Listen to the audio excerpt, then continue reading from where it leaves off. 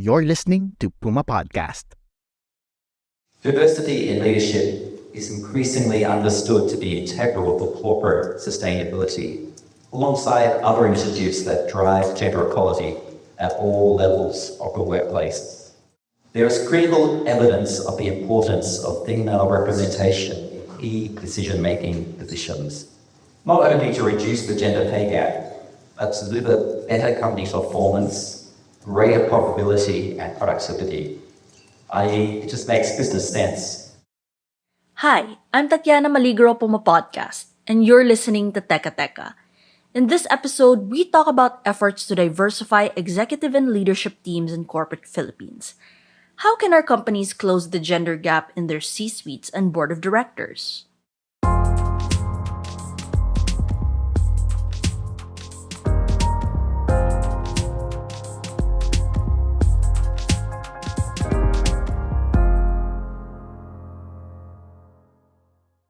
4 years ago, women only comprised just a tenth of executive leadership teams or ELTs within the Philippines' publicly listed companies. This comes as firms struggled to make commitments to leadership diversity during the COVID-19 pandemic. But WR Numero Uno Research's President and CEO Cleve Arguelles thinks the tides are shifting. As the country slowly reopened, the public and investors now want to see more diverse boards and gender equality within management. Over the years, 30% of CEOs are now women. This is as of 2022. And majority of women CEOs are actually from the services sector, followed by the industrial and property sector. So there is an even performance across sectors. So for example, the sectors like the financial sector and the small, medium, and emerging board sector, we've only found one female CEO in these two sectors, respectively.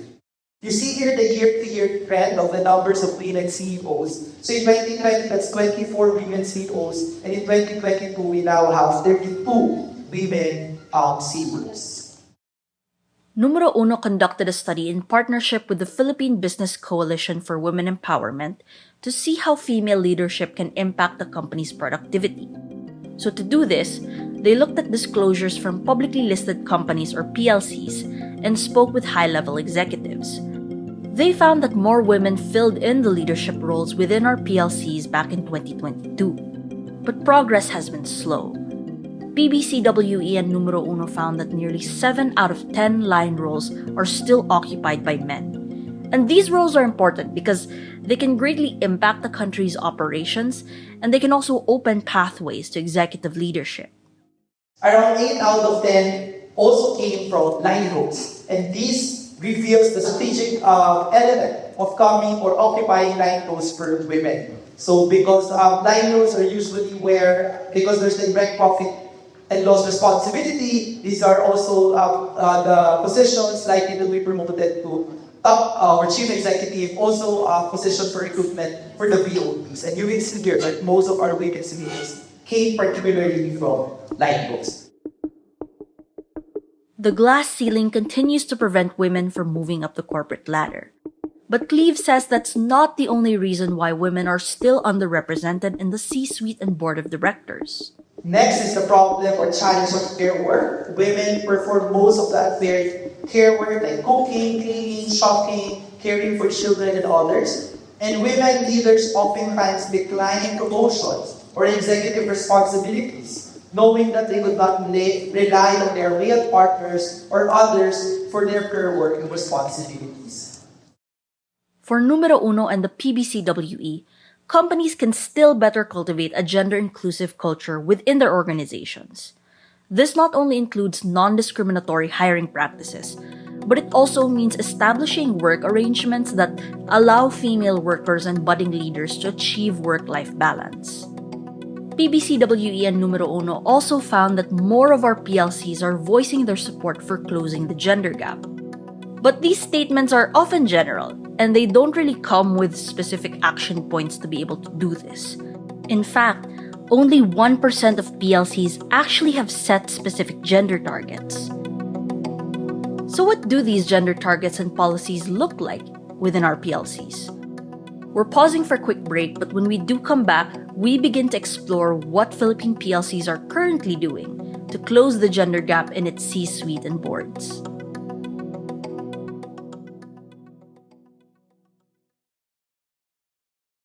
Closing the gender gap in executive leadership really starts at the hiring process. And for the Philippines power sector, they're not just hoping to bring in more female representation into the industry. They're hoping to attract more talent in general. We're part of the power generation, power distribution, and retail electricity sales. Okay, so a lot of our workforce, so 70% actually of our workforce are predominantly women. We have about 37% of our executive leaders across HR are female, and we have about 37% in female in the managerial positions. So those are potential pipeline for executive positions, both for line and functional roles. So when we talk about the challenges that we're experiencing in our industry, we look at it in the global, local, and also societal level. So globally, the World Economic Forum recently released a report saying that talent is the next crisis in the energy industry. So we're really low in the pipeline, not just for female, but also male. That was Catherine Patron. She's Senior Associate Vice President for Talent Attraction at Aboitiz Power. The global power industry isn't just facing a shortage of female talent, but it's a shortage of talent in general. In the aviation industry, which is also male-dominated, Cebu Pacific's talent management manager, Thea Sordan, says the budget airline is trying to bring in more women pilots and engineers on board. And she says the key ingredient is integrating these principles such as gender equality into the daily business operations. Then, looking at our engineering and fleet management department, they're the ones who ensure that we do have airworthy aircrafts. And looking at their composition, we've increased from 26% from last year, there are 29% women in the department. And last but not least would be our pilots to make sure that we will have a safe flight. From 3% way back in 2018, we are now at 70% women pilots in the company. And how we were able to do that, we make sure that diversity is ensured and equity is part of our daily. It should be part of our business strategy and driving forward operational excellence. So aviation and power are two male-dominated industries who are trying to diversify not only their leadership, but their workforce as well. Aboitiz Power is trying to bring in more engineers, and especially Pinay engineers, through collaboration with its stakeholders. So what we do, what we have already started and plan to continue to do is to partner more with our ecosystem, for the public sector, the private sector, and also the academy. So in the past 2-3 years, we've intentionally collaborated with those three groups, especially in the academy, wherein we to promote our industry as an industry where female, young female, and also young professionals to thrive and succeed. So with our employer branding efforts, we've had campaigns like the Babae engineers or women engineer, wherein we promote, let's talk about the success, the experience, the journey of our engineers from the power plants. I think that also in the support groups. We also have a talk show. If we had 3 seasons of the the Power Talk here, and we invite executive speakers, we invite allies to talk about diversity and inclusion, focusing on not just speed and but also all the other minority groups that are also part of our landscape. Like Aboitiz Power, the Gokongwei's budget carrier is also trying to entice more women to take on leadership roles through peer-to-peer pathways. Okay, for Cebu Pacific, we have 3 key ingredients. So one would be clear career pathways, second would be an established leadership program, and then the third one would be mentorship. So to start with clear career pathways, so we make sure that part of our business support for those leaders people report to us when we have individual development plans. And we also look into functional skills and position. So that we're eyeing on people that we would like to actually promote it and so they can be part of an accelerator program where we can ensure their current functional skills versus the functional skills that proficiency that we want them to be at a particular level right once that we can confirm them. Second, on the board about a clear development plan would actually be being able to also articulate to them that there is a plan for them for growth. And to give you an example, just recently, two women were promoted in our leadership team, so that actually makes already about 38% female members of our management committee. For our director level, we're about 52% are holding director position with key roles, line roles like, for example, our director for revenue managing, director for network optimization, and also director for network operations. They're all female. So that's one on clear career pathways for the employees. So through these peer programs or employer directing efforts, PLCs are trying to encourage more women to join the ranks or take on leadership roles. But for the PBCWE's Governing Council Chair, Maria Aurora Garcia, there's also something that Philippine regulators like the Securities and Exchange Commission can do. We do require so many reports from PLCs. So importantly, which is what also want to say to is, don't just get data for the sake of getting data. What we need to impart on the regulators is use and analyze the data towards policy the policy initiatives. So that the PLCs realize that, meron naman si Vivo, hindi naman nag-submit na kami ng data tapos nilagay mo na sa trouble. But then again, importantly, the SEC has to build its capacity to analyze data. Important yung analysis and not just asking for information at the same compliance with international standards.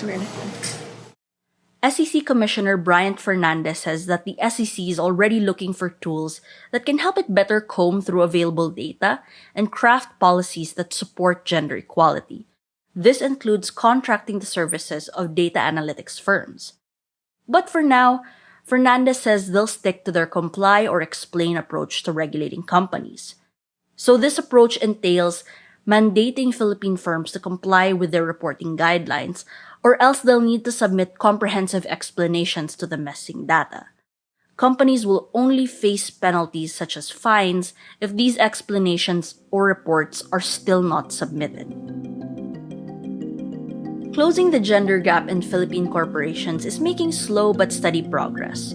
Promoting gender diversity within the C-suites and boards entails bringing in more female employees to the pipeline and cultivating a work environment that encourages and allows women to take on leadership roles that can impact the company. And when women are in charge, a 2019 International Labor Organization study found that businesses see their profits jump by up to 20%. When women are in charge, their fresh perspectives can result in the next big thing, or they can even find solutions to a company's problems. These gender-inclusive firms also see better employee retention, and having women in charge also makes it easier for companies to understand the customer sentiment and apply the feedback to make their products and services better. So if you think about it, promoting gender diversity in corporate Philippines not only empowers Pinays, it's also an effective business strategy. And that was today's episode of Teka Teka. While I was looking into the results of this study, it was honestly really encouraging to see more women take on leadership roles within Philippine PLCs. And this ranges from conglomerates to MSMEs. But we can still narrow this gap further by cultivating this nurturing environment that not only encourages women to take on these leadership roles, but it also allows her to fulfill her various roles of being a daughter, a sister, a mother, and a wife. So if you know a Pinay who's hoping to climb that corporate ladder, or maybe you know a business owner who's looking to diversify their leadership or maybe even gain fresh perspectives, would be great if you share this episode with them. Again, I'm Tatiana Maligro. Our Teka Teka executive producer is Jill Caro, and our editor-in-chief is Carl Javier. And of course, don't forget to follow Teka Teka and Puma Podcast on your favorite podcast app or on YouTube. Thanks for listening.